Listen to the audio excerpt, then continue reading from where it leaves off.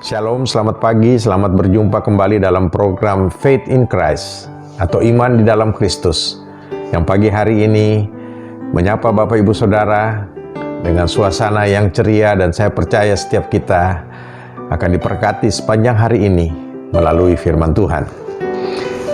Judul renungan kita pada pagi hari ini adalah hidup berkenan di hadapan Tuhan, dan kita akan baca satu ayat firman Tuhan dari Efesus 5 ayat yang ke-18 yang bunyinya demikian. Dan janganlah kamu mabuk oleh anggur, karena anggur menimbulkan hawa nafsu, tetapi hendaklah kamu penuh dengan roh. Bapak Ibu Saudara, setiap orang percaya atau anak Tuhan pasti sadar jika kita mengandalkan kekuatan kita sendiri, maka tidak ada seorang pun, setiap kita tidak mampu, tidak dapat hidup berkenan kepada Tuhan atau berkenan kepada Allah kalau kita mengandalkan diri kita sendiri. Tetapi kita akan mampu jika kita mendapat bantuan daripada Roh Kudus. Dan kita bersyukur Bapak Ibu Saudara, kita baru peringati hari pencurahan Roh Kudus beberapa hari yang lalu. Dan itu 2000 tahun yang lalu, para murid setelah ditinggalkan oleh Tuhan Yesus naik ke sorga, kemudian mereka menanti-nantikan pencurahan Roh Kudus yang pertama kali. Dan pada waktu itu mereka kemudian berdoa, lalu Roh Kudus turun atas mereka, dan mereka penuh dengan Roh Kudus di dalam kehidupan mereka, sehingga mereka mampu untuk menjadi hidup sesuai dengan kehendak Tuhan. Nah, Bapak Ibu Saudara, kita sadar bahwa setiap manusia, kita hidup di dunia ini sebagai manusia, kita tidak sanggup menjalani hidup ini dengan kekuatan kita sendiri. Kenapa?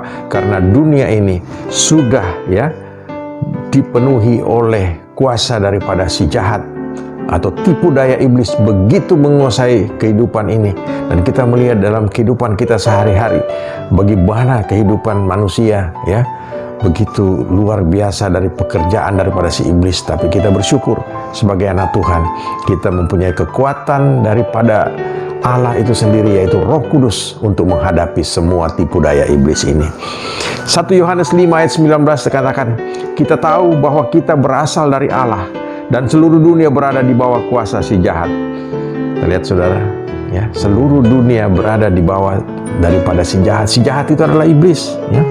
Oleh karena itu kita tahu supaya setiap kita tidak tertipu oleh si iblis seperti ayat tadi yang kita baca, yaitu hidup di dalam hawa nafsu karena mabuk dengan anggur. Kita harus hidup di dalam roh. Bapak Ibu Saudara, mabuk anggur di sini dikatakan adalah hidup dari, atau gambaran hidup dari orang yang tidak terkontrol hidupnya, hidup di dalam daging, karena Alkitab katakan di dalam Galatia 5 ayat 19-21 dikatakan perbuatan daging telah nyata, yaitu percabulan, kecemaran, hawa nafsu. Ini yang kita lihat di dalam kehidupan hari-hari. Iblis begitu menguasai kehidupan manusia.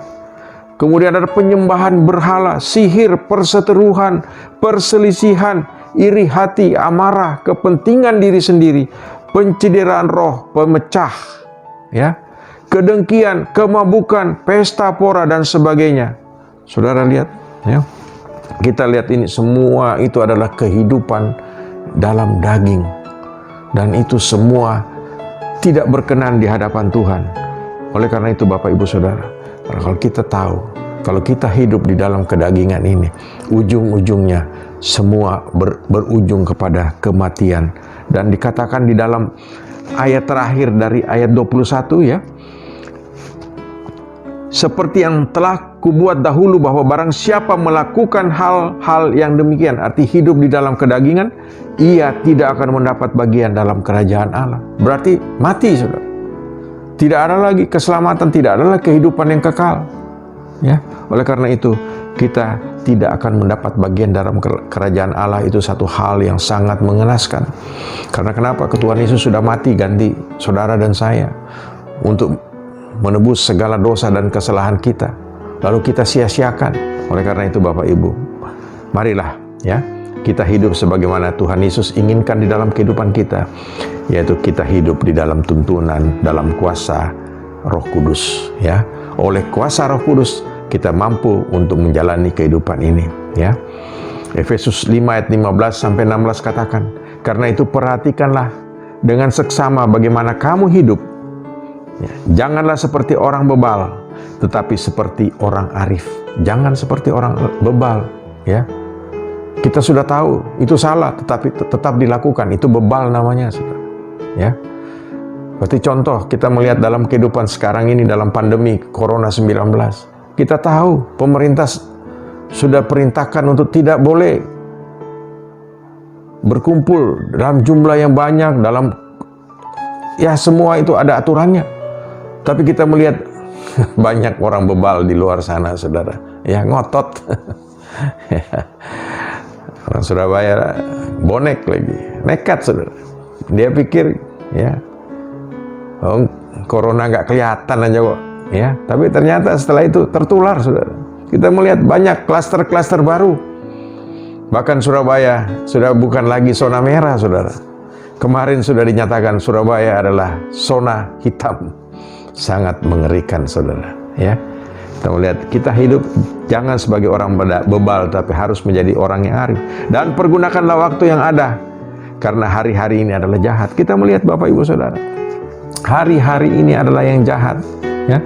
Bahkan dalam ayat 18b ini adalah, ya, yang menjadi tuntunan dari kehidupan kita. Dikatakan kita harus hidup penuh dengan roh, yaitu dalam bimbingan Roh Kudus. Maka Bapak Ibu Saudara, ya, kalau kita hidup di dalam bimbingan Roh Kudus, maka hidup kita akan diberkati dan hidup kita akan menjadi damai sejahtera, bahkan kita dapat menjadi berkat bagi orang lain, ya. Di dalam kehidupan kita akan timbul air yang hidup, sebagaimana Tuhan Yesus katakan, ya, Dia itu adalah air itu sendiri. Kalau ada Yesus dalam kehidupan kita, kita pun dapat menjadi seperti Yesus, ya. Kita dapat menjadi air yang hidup dan dapat menyegarkan orang-orang yang di sekitar kita. Karena dalam setiap kita, dalam kehidupan kita ada buah-buah roh, ya. Kalau kita kemarin memperingati turunnya Roh Kudus, ya, kita tidak usah bingung lagi, saudara, karena sekarang ini setiap kita pada waktu kita terima Tuhan Yesus sebagai Tuhan dan Juru Selamat kita, kita sudah dipenuhi oleh Roh Kudus. Itu firman Tuhan katakan. Yang penting di dalam kehidupan kita, ya, kita harus menghasilkan buah. Dan buah-buah ini yang penting, ya, untuk orang lain melihat kehidupan kita, ya. Galatia 5 ayat 22 dan 23 ini ayat yang sangat populer, yaitu buah roh, ya. Tapi buah roh ialah kasih. Ada kasih dalam kehidupan kita, ya. Apapun yang terjadi, kita tetap mengasihi. Disakiti, ya, tetap mengasihi, saudara. Ya, ada sukacita. Dalam keadaan seperti ini kita harus tetap bersukacita karena Tuhan ada di dalam kehidupan kita. Dia pasti akan memelihara kita, membela kita, ya. Ada damai sejahtera, kesabaran, kemurahan, kebaikan, kesetiaan, ya, kelemah lembutan, penguasaan diri. Tidak ada hukum yang menentang hal-hal itu.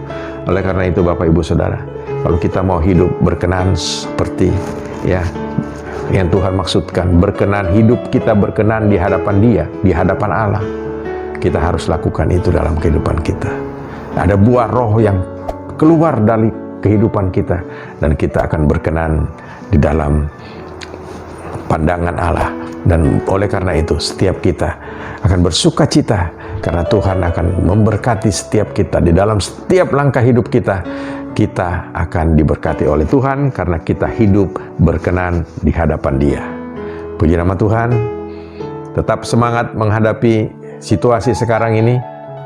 Hidup selalu berkenan di hadapan Tuhan, dan Tuhan akan memelihara kita lebih daripada segalanya.